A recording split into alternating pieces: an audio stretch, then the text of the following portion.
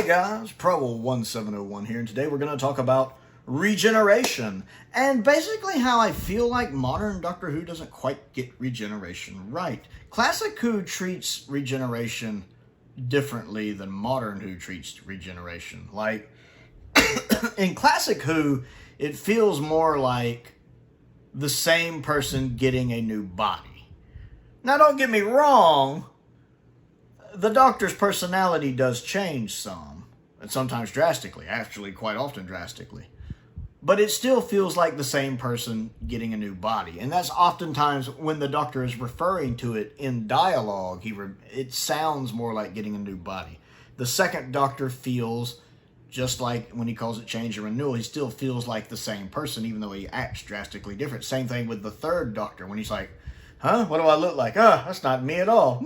I don't know. It still feels like the same person. The fourth Doctor especially, when he's, well, a new body's like a new house, takes a little getting used to. As for the physiognomy, the nose is a definite improvement. It feels like someone with a new body. And he mentions the same thing in Shoutout when he's like, I was also here in 1958 as well, but I was in a different body. So I like that it treats regeneration as more just the same person with a new body. Whereas the modern series tends to treat it as, a new person with the memories of an old person. It doesn't quite do that, but it feels like that sometimes. Some new man goes sauntering away and I'm dead. Everything I am dies. It sounds like a much more of a rebirth of a new person with the old person's memories. And I don't quite like that. Now, don't get me wrong. Again, in classic Doctor Who, most Doctors are very different from their predecessors. The first and second Doctors, drastically different. Second and third Doctors, drastically different. 3 and 4, drastically different. 4 and 5, 5 and 6, 6, 7, they're all drastically different to each other. Almost as if they're a response to the previous incarnation. As they're kind of, I want the pendulum to go the other way from the previous incarnation, honestly. And modern Who, a lot of times they're different in ways, but yet being more similar. I mean, Tennant and Smith, while being similar in some ways, are different in others, but also similar in some. Whittaker kind of reminds me of 10 sometimes, which her and David are friends. That makes sense. 15 kind of reminds me of the more hyper Doctors sometimes, while still being different. Really only Eccleston and Capaldi really stand out as being drastically different, with Capaldi actually reminding me more of Hartnell and Pertwee, depending on the season. And Eccleston, I'm not sure who Eccleston reminds me of, actually. Maybe Pertwee, with a little bit of Charlton mixed in, or maybe he's just his own thing. But I don't know. The modern series really treats it more as, I'm a totally new man, whereas Classic Who is, I've got a new body. Now, I can headcanon this too, because in Classic Who, he's only been a new person a few times, especially early on. So he still knows who he is at his core. I'm still this person that I've always been. I just have a new body. By the time of the modern series, he's changed bodies so many times that he might have lost himself. If you're somebody and then you wake up the next morning and you look different, you still might remember who you are. But if that happens to you 15 times, you might not realize who exactly you are anymore. So he's changed personalities and bodies so many times that he's kind of lost himself, that it could be a cumulative effect. I believe that. That kind of makes me understand why Capaldi would almost rather die. I can't go on being somebody else. Because Capaldi seems like he had just got a grasp on who he was.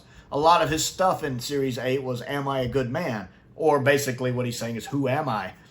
He didn't know he was. It took him a long time to really get a grasp on who the 12th Doctor was. And then it seems like he's about to change again. He doesn't want to go through that. So I actually can get that and relate to that. That in my head, he's just been so many people by the time of the modern series that he doesn't want to change anymore. Same thing with Tennant liking being Tennant. He doesn't want to change again, and probably even why he changed back into Tennant for 14. He liked being that incarnation of the Doctor. So that's kind of my thoughts on that. But it's interesting how Classic Who and Modern Who just kind of seem to view regeneration differently. Also, on a side tangent, I like how Classic Who does the regenerations differently, more on the director's whim. It's not always a good choice, but I like the fact the regeneration is different. It makes each regeneration kind of unique. Now, the regeneration for the modern series has been a cool regeneration, but it's kind of boring at this point. I get that they do it like that for consistency, to make it be like, okay, this is the process, but it also doesn't have a wow factor to me anymore. Like it did at first. I loved the Eccleston to Tennant regeneration. The first time the Doctor ever regenerated standing up, that's a cool effect. I liked how big it was when Tennant regenerated. But after that, it's way too overpowered when Smith regenerates, in my opinion. That's a little over the top for me. But by the time Capaldi was regenerating, maybe because I'd also seen McGann regenerate that way and John Hurt regenerate that way. By the time Capaldi regenerated, I was just like, eh. You know, it's the same effect. I was kind of bored with it. Same thing with Whittaker's. I actually like Whittaker's regeneration, but that's more because I like the location when she's standing on the rock. And I love the camera movement right there. The actual regeneration effect itself, again, I'm kind of burned out on the Modern Who regeneration effect. I would like, when Shooty regenerates, for them to do a new effect. I don't really know what kind of effect. I'd like to see a blue effect. Kind of like maybe when Sam leaps in Quantum Leap. Something kind of like that, like a blue energy shooting out of. Maybe combine the leap effect from Quantum Leap with the quickening effect from Highlander or something, with a lot of blue in. I'd like to see that. That's an effect I'd like to see. But I'd like to see just something different to make us go, wow, again. It's just, oh, he's regenerating. Same old, same old. I'm just bored with that effect. And would love to see the Modern Who series take a page out of Classic Who's book and change it up a little bit. Because some of those Classic Who regenerations are great. Not all of them.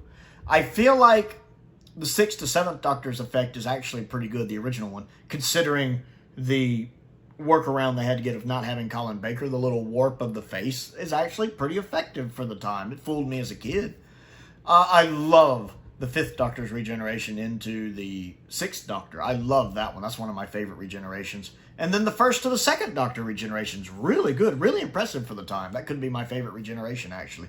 Especially the version of it in Twice Upon a Time, because the music with it combined with it is just perfect. It's a really impressive effect, and it works really solid. So, regeneration. I want to know what you think of it and everything I've talked about today. So comment down below and let me know what you think. Don't forget to click the like button and the subscribe button as well. That helps me out, and I certainly appreciate it. I also have a Patreon if you would like to support me on that. There's a link to that down there. I want to give a shout out to one of my top tier patrons, Colin Coney. I appreciate his support, as I do the support of all of my patrons and YouTube members. It's much appreciated. I have a link to my Amazon wish list down there and a link to my Amazon UK wish list down there. If there's anything you'd like to send me to look at and review, Who related or sci-fi related or otherwise. And my P.O. box is also down there if there's anything you'd like to send me directly. Most importantly, thank you for watching.